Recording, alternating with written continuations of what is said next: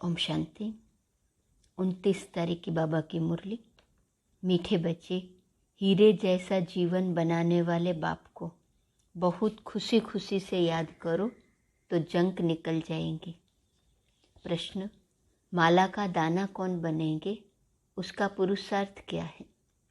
उत्तर, माला का दाना वही बनेंगे जिसे अंत में कुछ भी याद न पड़े। ऐसे बच्चे जो कर्मातीत अवस्था को पाएंगे वही माला का दाना बनेंगे। कोई बहुत धनवान है, अनेक कारखाने आदि हैं, तो वह सब भूलना पड़े, किसी में भी ममत्व न रहे, मेरा मेरा न हो, बस यह भाई है, यही रूहानी कनेक्शन है और कोई कनेक्शन नहीं। ऐसे रूहानी कनेक्शन रखने वाले, सब कुछ भूलने वाले बच्चे ही माला में आ सकते हैं। भाई भाई का संबंध, आत्मिक भाव, तब कर्मातीत अवस्था को पाएंगे, माला का दाना बन सकेंगे, अंत में कुछ भी याद न आए, रूहानी कनेक्शन आपस में रहे, किसी में भी ममत्व न रहे, मेरा मेरा समाप्त हो जाए, ये पुरुषार्थ करना पड़ेगा। ओम शांति। रूहानी बाप रूहानी बच्चों को समझाते हैं, यह तो जरूर पक्का निश्चय हो गया होगा कि हम आत्मा हैं और परमात्मा बाप के बच्चे हैं, तो सभी ब्रदर्स ही हैं। ब्रदर्स को बाप ने डायरेक्शन दिया है कि मुझ पतित पावन बाप को याद करो। तो याद करते हो या बुद्धि का योग कहाँ और जगह भटकता है? माया भटकाएंगी जरूर, न चाहते हुए भी तुम्हारी बुद्धि कहाँ न कहाँ भागती रहेंगी। बच्चों के अंदर चलना चाहिए कि बाबा ने हमको सृष्टि चक्र का ज्ञान दिया है, 84 जन्मों की कहानी पढ़ाई है, ये 84 का चक्र पूरा हुआ है, हम फिर से घर जाते हैं। अनेक बार हम याद की यात्रा से पवित्र बन करके घर गए हैं। तुम्हारी बुद्धि में आता है कि हम सब भाई भाई हैं, इसमें जिस्म की कोई बात ही नहीं है।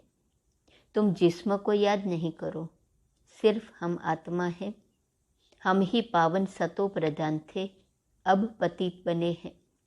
तो हीरे जैसा जीवन बनाने वाले बाप को खुशी से याद करना है, जिससे जंक निकल जाए।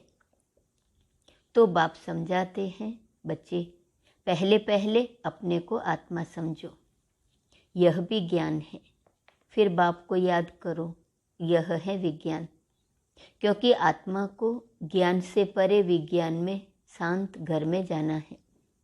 आत्मा का स्वधर्म भी शांत है और घर भी शांत है, तो पहले हमको वहाँ पहुँचने का है। बाबा भी वहाँ से आए हुए हैं, परंतु मनुष्यों को इन सब बातों का पता नहीं है। यह पारलौकिक बाप सन्मुख बैठ करके समझाते हैं, बच्चों मैं परम धाम से तुम बच्चों के पास आया हुआ हूँ। ड्रामा के प्लान अनुसार क्यों आया हूँ?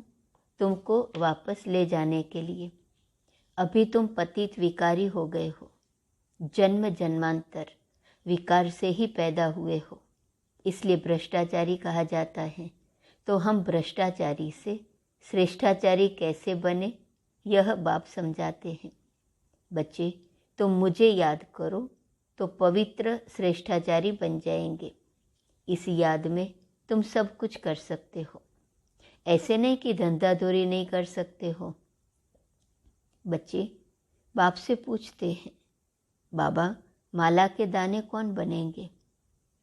बच्चे माला का दाना वही बनेंगे जो कर्मातीत अवस्था को पाएंगे, जिसको अंत में कुछ भी याद न पड़े। कोई बहुत धनवान है, अनेक कारखाने आदि हैं, तो वह सब भूलना पड़े। तुम्हारे पास तो कुछ भी नहीं है, तुम जानते हो हम बाप के बच्चे हैं, भाई हैं, हमारा किसी में भी ममत्व नहीं है, मेरा मेरा तो नहीं है ना, बस यह भाई हैं, यही कनेक्शन है और कोई कनेक्शन नहीं। इसे कहा जाता है रूहानी कनेक्शन। इतनी सारी आयु तो देह ही याद आई, आत्मा तो किसको याद ही नहीं आई। यह भी ड्रामा बना हुआ है।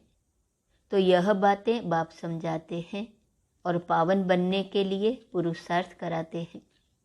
बाबा तुम बच्चों को टाइम तो देते हैं, सिर्फ 8 घंटा मुझे याद करो। वह है हद की सर्विस, यह है सारे वर्ल्ड की सर्विस। जरूर खाएंगे, पिएंगे, सोएंगे, घूमेंगे, सारा दिन तो कोई याद भी नहीं कर सकते। तुम बरोबर अभी बेहद की सर्विस करते हो। जैसे बाप विचार सागर मंथन करते हैं, ऐसे तुम बच्चों को भी मंथन करना सिखलाते हैं। करण करावनहार है न, तो तुमको करके ही सिखलाते हैं। पुरुषार्थ करते करते तुम्हारी विजय माला बन जाएंगी। सतयुग त्रेता में जो भी आते हैं वह विजयी होते हैं। फिर सब एक्टर्स इस नाटक में पार्ट बजाने के लिए नंबरवार आते हैं। सब इकट्ठे तो नहीं आ जाएंगे। तुम सभी एक्टर्स के रहने का स्थान ब्रह्मलोक है। वहाँ से यहाँ आकर के शरीर लेते हो। यह सब बातें बहुत सहज हैं, जो तुम बच्चों को ही याद रहती है। तुम्हारा घर स्वीट होम, साइलेंस होम है। दूसरा कोई भी अपने घर को नहीं जानता है। वह तो कह देते हैं हम लीन हो जाएंगे। जैसे सागर से बुदबुदा निकलता है फिर उसी में समा जाता है, ऐसे हम भी उस ब्रह्म में लीन हो जाते हैं। फिर कह देते हैं जहाँ देखो वहाँ ब्रह्म ही ब्रह्म है। वो ब्रह्म को ही ईश्वर समझते हैं। इसलिए तुम्हारी बातें उनकी बुद्धि में बैठती नहीं है। तुम उनको उल्टा समझेंगे, वो तुमको उल्टा समझेंगे, क्योंकि उनका धर्म ही अपना है। परंतु तुम जानते हो सभी आत्माएं शांति धाम में जरूर जाएंगी। बाकी हर एक आत्मा को अपना अपना पार्ट मिला हुआ है। इसको ही तो वंडर कहते हैं। तुम बच्चे अभी कितनी महीनता में जाते हो। आत्मा कितनी छोटी है, कैसे पार्ट बजाती है। तो यह ज्ञान जैसे बाप के पास है, वह ज्ञान का सागर है। ऐसे तुम बच्चों के पास भी है। तुम अभी ऐसे ज्ञानवान बनते जाते हो। वह है भक्तिवान, तुम हो ज्ञानवान। भक्तिवान माना रात के रहने वाले और ज्ञानवान माना दिन के रहने वाले। आधा कल्प तुम सुखधाम में रहते हो, आधा कल्प दुखधाम में रहते हो। इसको कहा जाता है दूरादेशी। तुम्हारी बुद्धि अभी बहुत दूर दूर जाती है। हम आत्मा स्वीट होम ब्रह्मांड के रहने वाले हैं। बाप इस मनुष्य सृष्टि का बीज रूप है, क्योंकि वह नॉलेजफुल है। उनको जाड़ की नॉलेज है। तुम अभी शरीर का भान मिटाने के लिए अपने को आत्मा समझते हो। दूसरी कोई भी चीज़ याद न आए। पूरा आत्मा अभिमानी बन जाना है। मैं आत्मा हूँ, मैं आत्मा हूँ। मेरे पास कुछ है ही नहीं जो आत्मा को याद पड़े। गाया जाता है अंतकाल जो जो सिमरे। तो अगर कोई भी चीज़ होगी तो जरूर वह याद आएंगी। यह विचार करने की बात है। अगर कुछ भी है, कोई मित्र संबंधी आदि भी हैं, तो याद आएगा जरूर। तुमने तो अपना सब कुछ शिव बाबा को दे दिया। फिर ऐसे नहीं समझो कि यह मेरी चीज़ है। जब बाबा को दे दिया फिर तुमको याद ही क्यों आए, तुम भूल जाओ। अगर वह याद पड़ता रहता है तो वो भी पिछाड़ी में नुकसान कर देगा। अभी तुमको यह सब नई नई बातें मिलती हैं। पुरानी कोई भी चीज़ तुम्हारे पास नहीं है। जैसे पुरानी चीज़ें सब करनीगोर को दे देते हैं न, ऐसे तुम भी अपना सब कुछ दे देते हो। फिर याद नहीं आनी चाहिए। बस यही याद रहे कि मैं भाई आत्मा हूँ, बाबा का बच्चा हूँ। मेरे पास कुछ भी है ही नहीं, शरीर भी नहीं है। फिर नई दुनिया में सब नई चीज़ें मिलेंगी। वहाँ तो हीरे जवाहरात के महलों में जाएंगे। तो वह भविष्य की बात हुई। बाबा पूछते हैं बच्चे तुम क्या बनेंगे। तो बच्चे कहते हैं बाबा हम तो नारायण बनेंगे। यह तो खुशी की बात हुई ना। परंतु अभी जब कोई भी पुरानी चीज़ याद न आए तब माला का दाना बनेंगे। 108 की माला तो राजाई की है, मंदिरों में फिर 16,108 की भी माला रखी होती है, तो माला के दाने बहुत ही बनेंगे। जितना जल्दी आएंगे उतना सुख पाएंगे। जो पीछे आते हैं उन्होंने इतना सुख नहीं पाया है, उनके लिए थोड़ा टाइम सुख है तो दुख भी कम ही पाएंगे।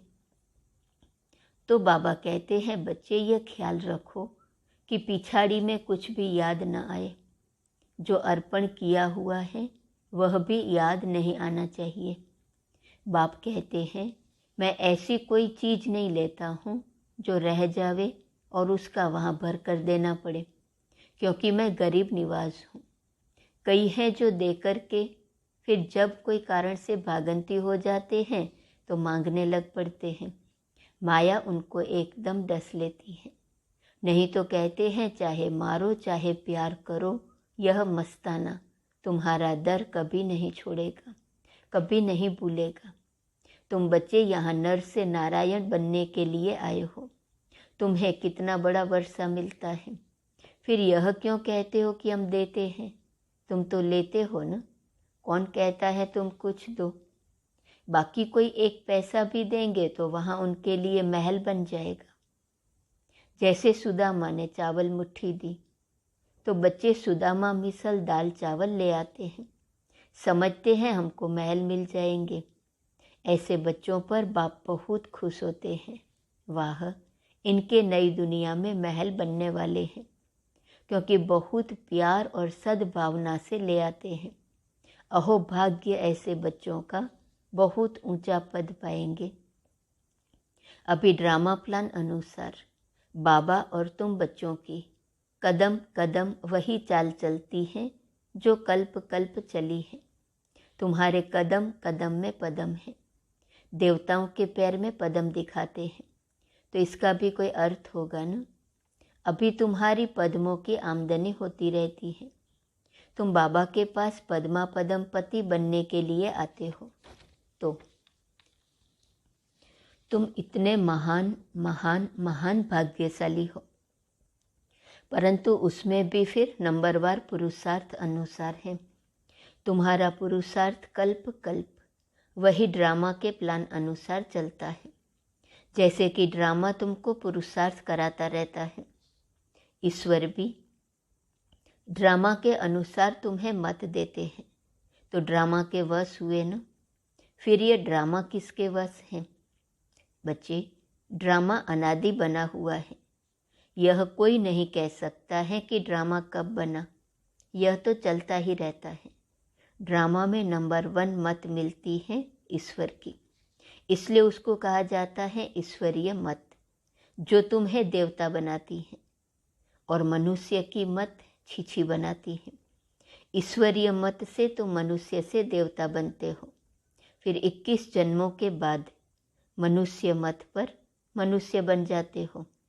ईश्वरीय मत से मनुष्य से देवता बनते हो, 21 जन्मों के बाद मनुष्य मत पर मनुष्य बन जाते हो। अभी यह गीता का एपिसोड संगम युग है, जबकि दुनिया बदलती है, तो यह बच्चों की बुद्धि में होना चाहिए और बच्चों को बहुत बहुत मीठा बनना चाहिए। प्यार से चलना होता है। जो बच्चे शांत और मीठे हैं उनका पद भी ऊंचा होगा। अभी तुम्हें ईश्वरीय बुद्धि मिली है, तुम समझते हो कि हम बेहद के बाबा की संतान बने हैं, बाबा से वर्षा ले रहे हैं, तो अथाह खुशी होनी चाहिए। बाप कहते हैं बच्चे, स्वर्ग से भी यहाँ तुम्हारा बहुत बहुत ऊंच पद है। बाप सिर्फ तुमको पढ़ाते हैं। भगवानुवाच, मैं तुमको डबल सिरताज, राजाओं का राजा बनाता हूँ, तो अपनी तकदीर पर तुमको बहुत खुश रहना चाहिए। वाह, बाबा आकर के क्या हमारी तकदीर बनाते हैं, जो पत्थर जैसे जीवन को हीरे जैसा बना देते हैं। अच्छा, मीठे मीठे सिकिलदे बच्चों प्रति माता पिता बाप दादा का याद प्यार और गुड मॉर्निंग। रूहानी बाप की रूहानी बच्चों को नमस्ते। रूहानी बच्चों की रूहानी बाप को नमस्ते नमस्ते नमस्ते। धारणा के लिए मुख्य सार। पहली पॉइंट, उच्च पद पाने के लिए बहुत बहुत शांत चित रहना है, मीठा बनना है, सबके साथ प्यार से चलना है। दूसरी पॉइंट, जो कुछ बाबा को अर्पण कर दिया उसे भूल जाना है, उसकी याद भी ना आए, कभी यह संकल्प भी ना आए कि हम बाबा को देते हैं। वरदान, ब्राह्मण जीवन में काम महाशत्रु के साथ उसके सर्व साथियों को भी विदाई देने वाले संपूर्ण पवित्र भव। ब्राह्मण जीवन में जैसे काम महाशत्रु को जीतने के लिए विशेष अटेंशन रखते हो, ऐसे उसके सभी साथियों को भी विदाई दो। कई बच्चे क्रोध महाभूत को तो भगाते हैं, लेकिन क्रोध के बाल बच्चों से थोड़ी प्रीत रखते हैं। जैसे छोटे बच्चे अच्छे लगते हैं, ऐसे इस क्रोध के भी छोटे बच्चे कभी कभी प्यारे लगते हैं, लेकिन संपूर्ण पवित्र तब कहेंगे जब कोई भी विकार का अंश न रहे। ऐसा पक्का व्रत लो, तब कहेंगे सच्चे ब्राह्मण। स्लोगन, संगम युग की मौज का अनुभव करना है तो माया की अधीनता से स्वतंत्र रहो। ओम शांति। आज का स्वमान है, मैं आत्मा बीज रूप हूँ। लाइट हाउस माइट हाउस की पॉइंट है, बीज रूप स्टेज सबसे पावरफुल स्टेज है, उसके बाद सब नंबरवार स्टेज है। जैसे बीज द्वारा स्वतः ही सारे वृक्ष को पानी मिल जाता है, ऐसे जब बीज रूप स्टेज पर स्थित रहते हो तो ऑटोमेटिकली विश्व को लाइट का पानी मिलता रहता। लाइट हाउस बन, विश्व कल्याणकारी बन, विश्व तक अपनी लाइट फैलाने के लिए पावरफुल स्टेज चाहिए। ओम